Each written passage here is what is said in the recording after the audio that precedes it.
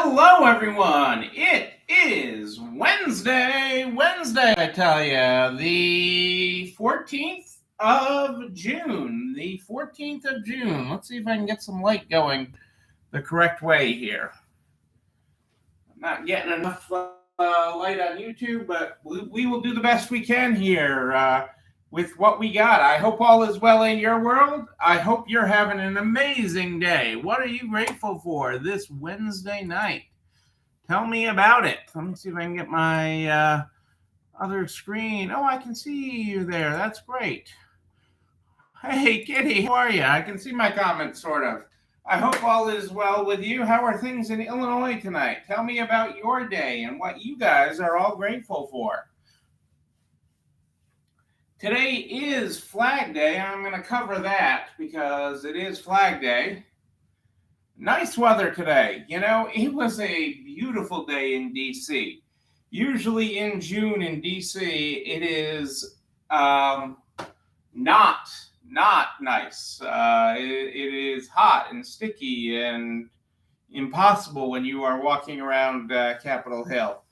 But today was actually a beautiful day here. A little breeze, and it was really very nice to be out there on the hill.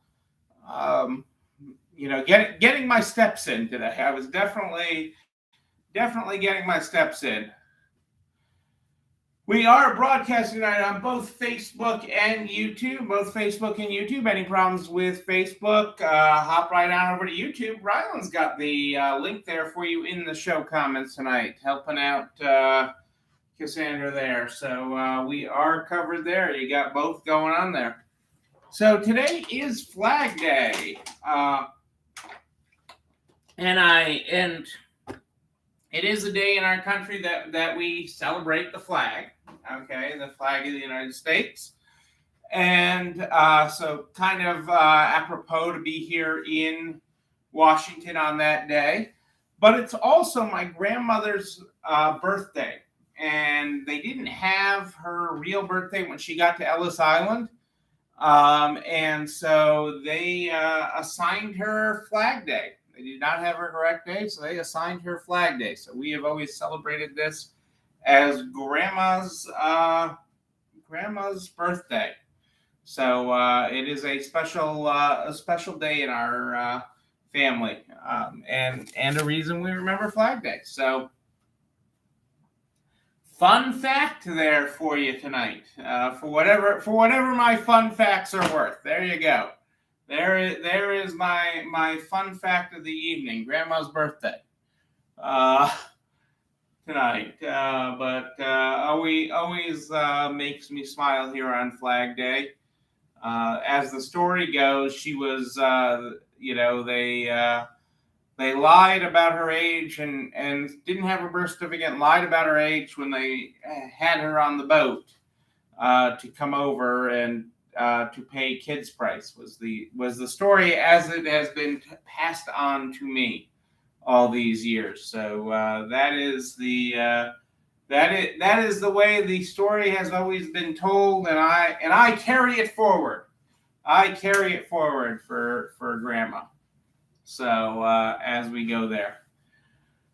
It has been, so I thought tonight I'd cover a couple of things.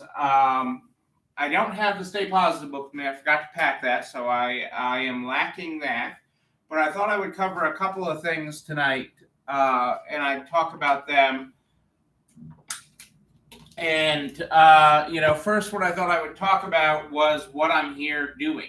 What I am here in Washington, D.C., working with them on. Actually, let me turn off the air conditioning here because it's getting loud by my speaker. Hang on one second.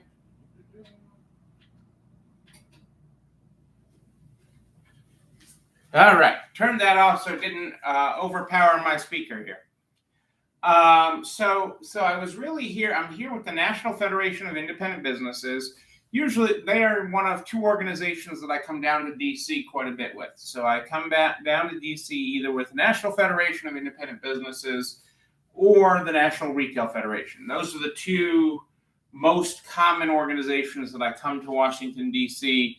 On these advocacy trips and to bring the issues of small business to Congress and members of Congress and discuss it with them.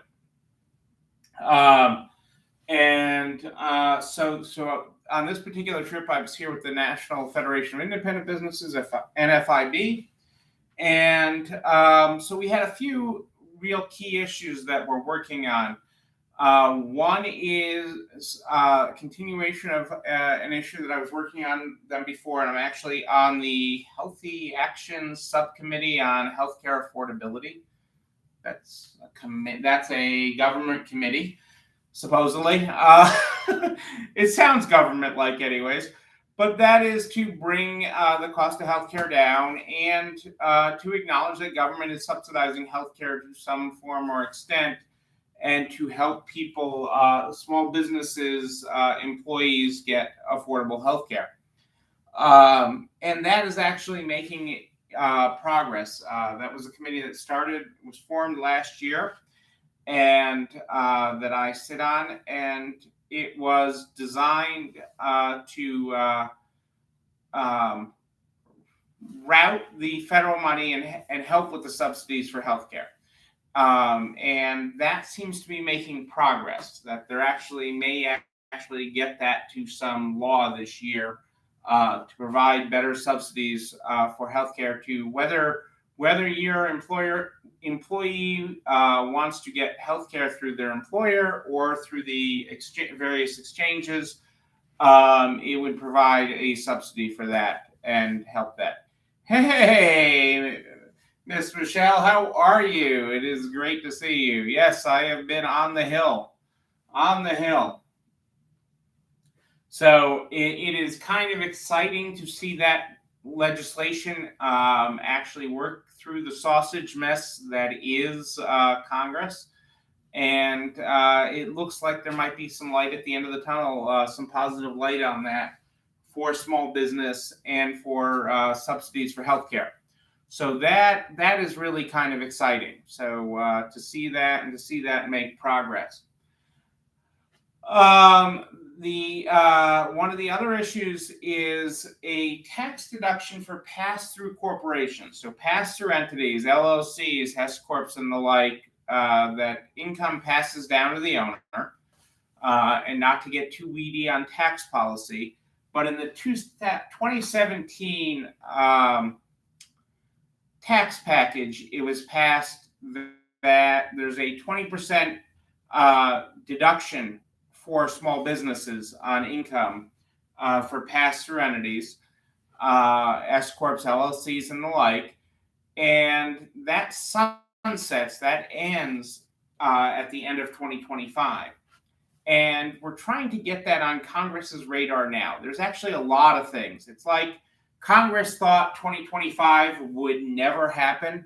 There's a lot of things that for various reasons, from 2014, 2015, 2017, all these things end and sunset in 2025. So there's a lot of these rules and laws that are going to go away at the end of 2025. And this is a big one. If this goes away, your small business tax rates would actually be higher than corporate tax rates. C corps, think your biggest corporations would have a lower actual tax rate from the IRS, not their effective tax rate, what all their accountants do, all the fancy works, but just actual tax rate would be lower. So it was spending time talking with members of Congress about that and actually working through it. We actually made some good progress on that today. I am hopeful. I'm going to cross my fingers on it because we actually made some good policy talks. Because one of the senators that I met with today, flat out said, I can't support this. And I can't support this. Good. Well, not good, but then he went into why he couldn't support it. And he couldn't support it because there's a lot of big companies that set up, extra S corps or LLCs for subsidiaries that do significant business, and it all flows back up to this big corporation. And so he's like, I know it's hurting you, and I know it's hurting small businesses in my state and in the country, but this is my problem with it. And I'm like, okay, so let's find a path. So where's the middle ground here? How do we find that? You want to help businesses like me, like you, okay? You don't want to help the big guys. How do we define that? And so the solution that we came up with, and that he's like, well, I can get other people around this, is putting a cap on it. And what we meant by a cap is a dollar figure. So pick a number that, then you're a big company for the sake of this law. And is that number 50 million? Is that number 100 million? Whatever it is, it'll be in a good place for you from a tax policy standpoint. Okay, for all the people that are tuning into me tonight, because I know Goldman Sachs isn't tuning into me tonight.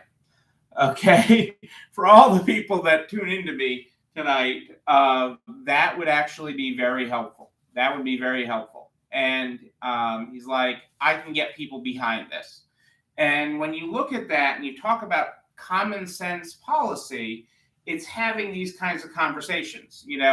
A senator that can say, I completely disagree. I can't pass this. I can't sign on to this because of this.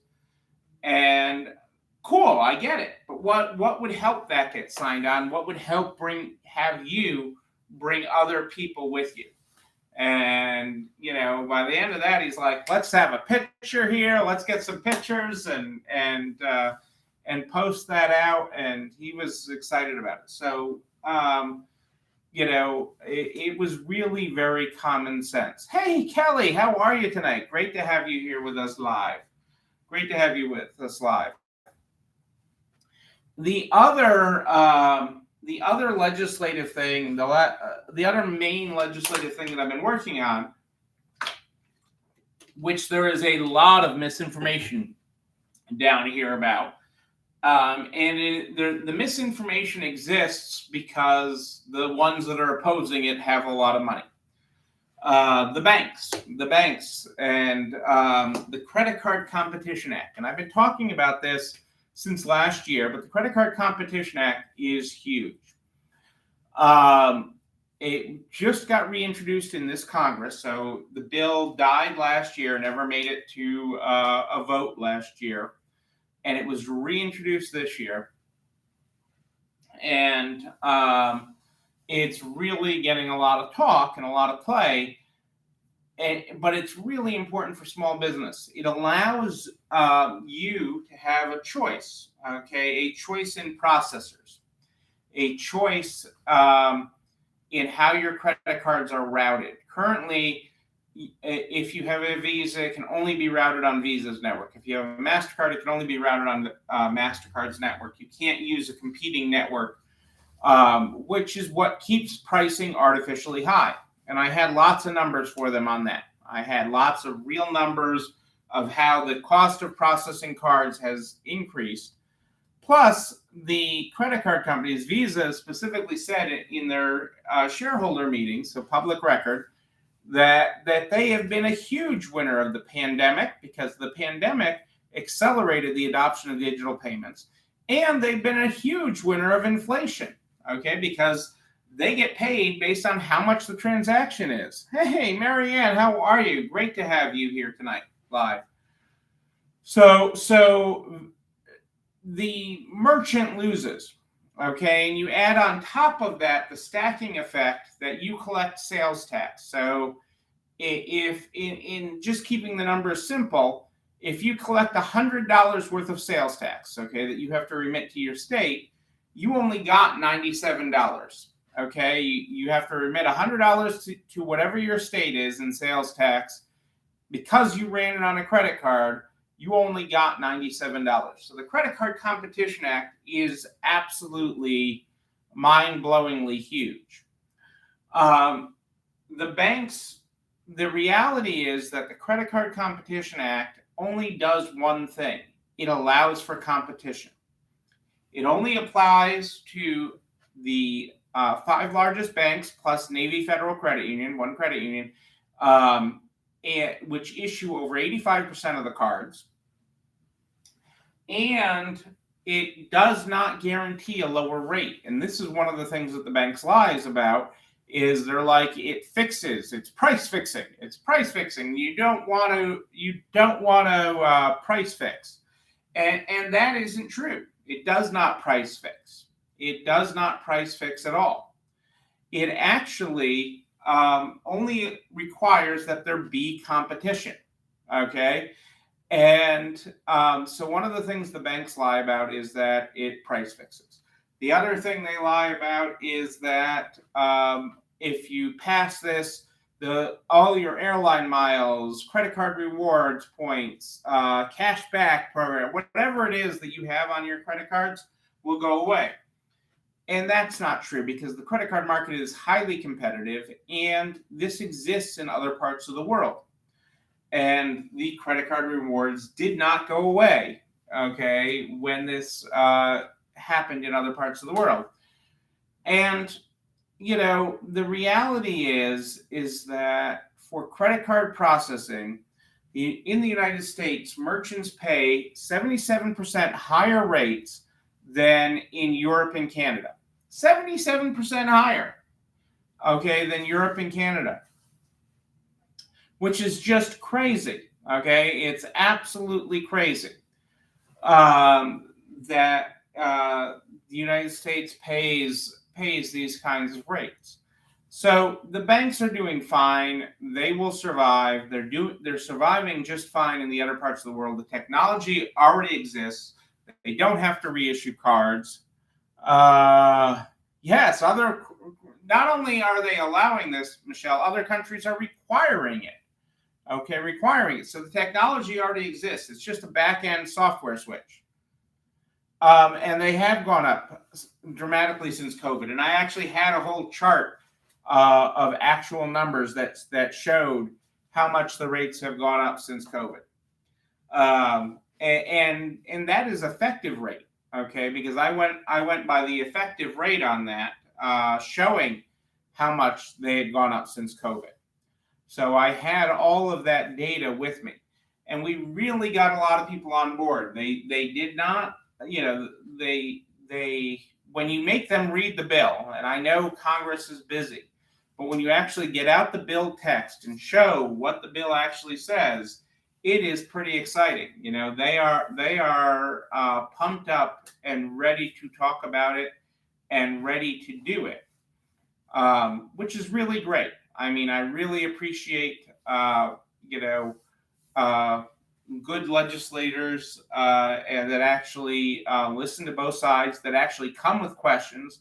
We had some questions about smaller banks and credit unions were nervous about it.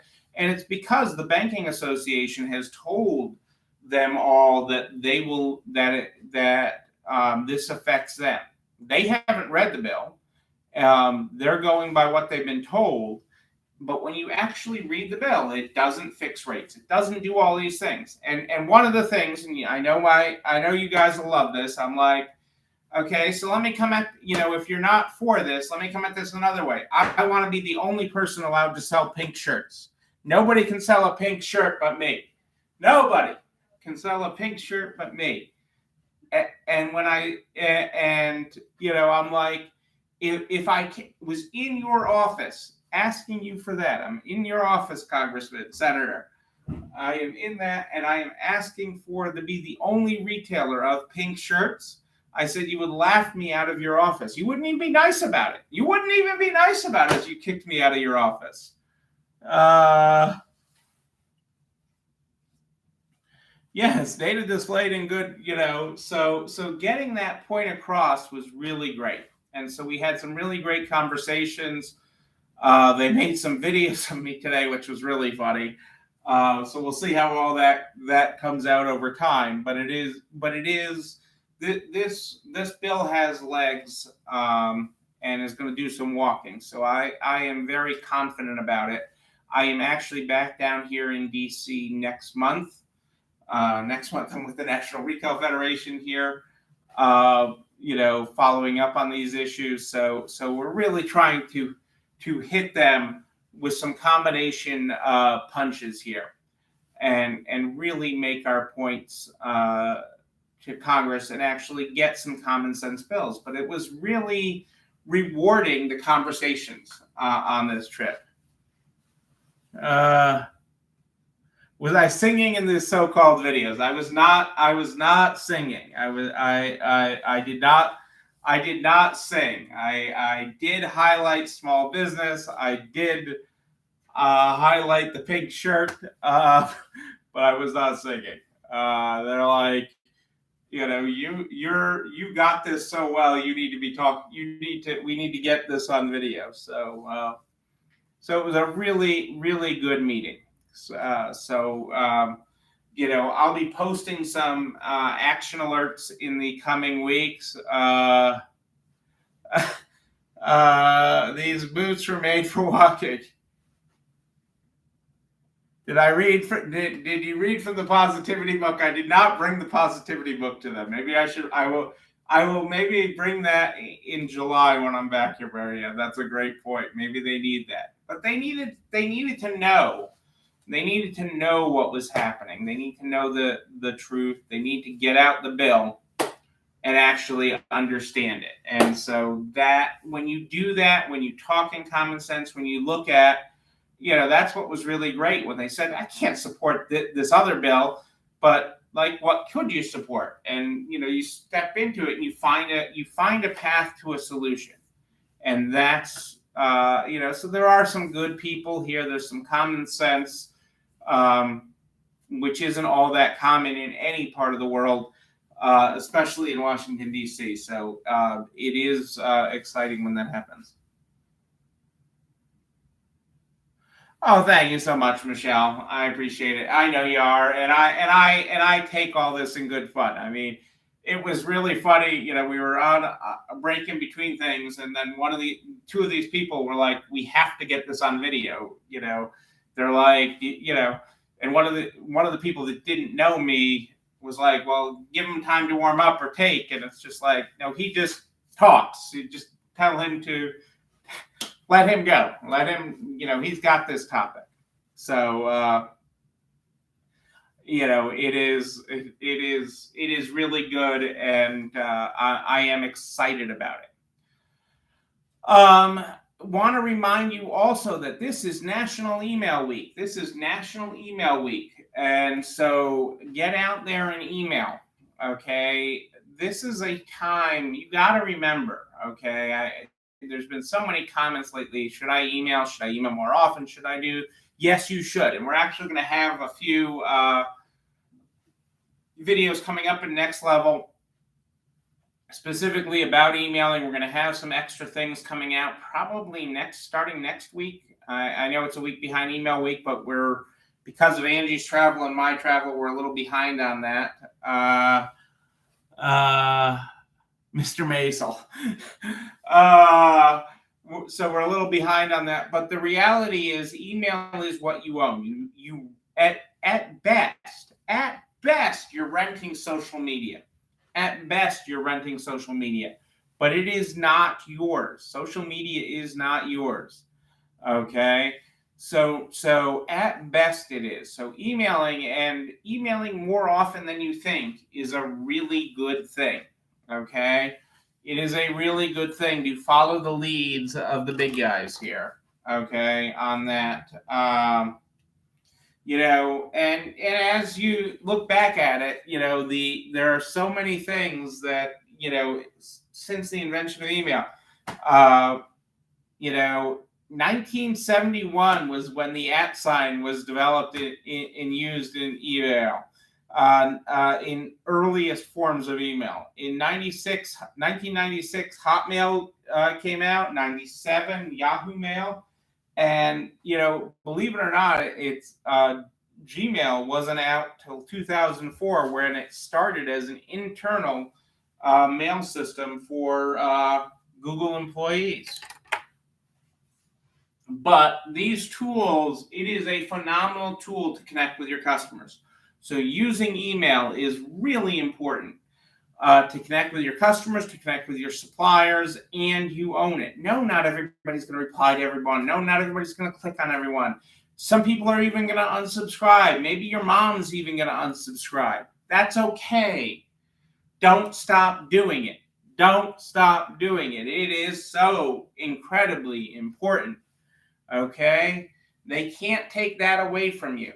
Okay? They will not take that away from you. So know that, and know that that creates connection.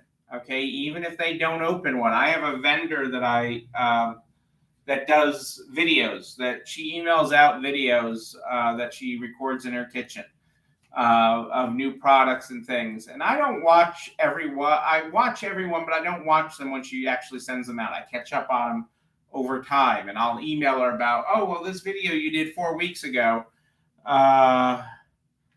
it is, I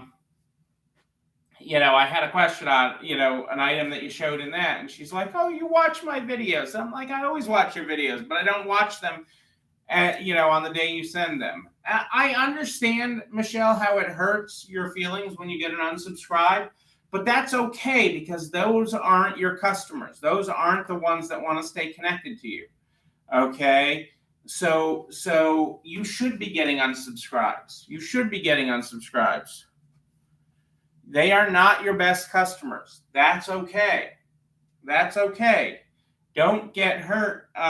Don't let that hurt you. It really hurts when your mom does it or something, okay? But sometimes it's easy to click unsubscribe. But don't let that stop you. Let that empower you.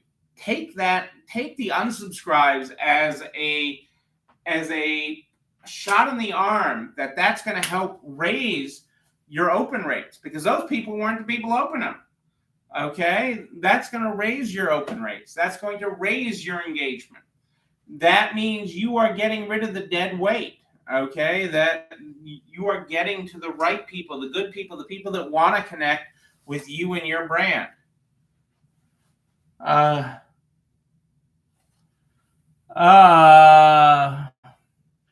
Yes, I love that too, Kelly, when they say, oh, I didn't get your email about this, but they had unsubscribed. Right, and for many of the email services, as Kitty mentioned, it does save you money when the uninterested are disconnected, and that's really good. Let's get that dead weight off there, so that we have more room for the people that want to be engaged with you. So it is incredibly important to do that. It is incredibly important to do it, and do it often. And the great thing, like we talk about, like Angie and I talk about all the time, is planning. Okay, when you plan out your emails, when you do that and you have them ready and you have them ready to go, it creates a greater success path. So allowing for that and having them ready really helps everything, and it helps you feel less stressed, and it plans the success of your business. When you plan out weekly meals, and we're going to do some classes on it and teach that, especially for all of you that are in the Next Level program. You will see that you're going to see a whole progression of classes on email coming up soon that are getting ready to drop, because we know how important it is. We know, especially in this world, you see all these people losing their social media or their access to people. That really allows a new connection for you to your customers. And that is what we want. We want the best connection for your customers. Because remember, there are people winning in every economy. Good economy, bad economy, inflation, no matter what is happening. Okay, there are people winning in every economy. There are business owners that are winning. There are resale stores that win in a good economy. There are resale stores that win in a bad economy. And you have to decide which you're going to be. No, you should not. That the goal is not winging an email at 5:30, a.m. We want you to plan better. We are teaching you to do better, Marianne, to do better, because it takes a whole stress off of you. Like, one of our managers is out in my own stores right now. She had back surgery, but she had scheduled out a whole series of emails before she went out. and has that ready to go. So this is really exciting stuff, and it's most of you. Most of you are wingers, and that's okay. I get it. But when you plan your success. When you plan your success. So that is what we want you to do, because it is amazing what happens and the results that happen and the pressure that comes off of you and your team when that happens. So that is what I am telling you. That is how we are doing it, and that is what we are thinking.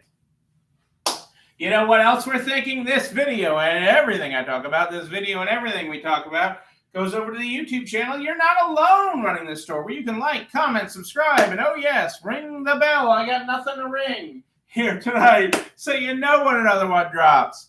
Okay, so we can help everybody, everybody run a better business. The butcher, the baker, the candlestick maker. We want to help them all grow a better business. You do plan them the night before. I love it, Michelle. I want you to plan them before then. I want you to be thinking about it before the night before. So yes, the night before is better than Mary Ann's 30 minutes before, but we want you to plan them beyond that. We want you to be thinking beyond tomorrow, okay? We want you to be thinking beyond tomorrow. We want you to be planning beyond tomorrow and living your best world. I am here every Sunday and Wednesday at more 8 than ish. Sunday and Wednesday at more 8 than ish. But if you have a question in between, just email me, Neil, Neil at nextlevelresale.com. Neil at nextlevelresale.com. Well, I don't have my Stay Positive book tonight, but I think I've provided lots of positive energy here for you tonight. You get lots of great ideas when brushing your teeth, Kelly. I love it. I love it. I will be back here on Sunday. I should be in the office. I am on site with the store tomorrow, which I'm excited about. So I may have some pictures of that to share. I'm on site tomorrow. And I'm off to dinner. It's time for dinner. I get to go downstairs in this hotel and grab some dinner before they close up that kitchen. Until Sunday at more 8 than ish, know that you, but most importantly you, yes, you're not alone running this store. Have a great night, everybody. I will see you on Sunday.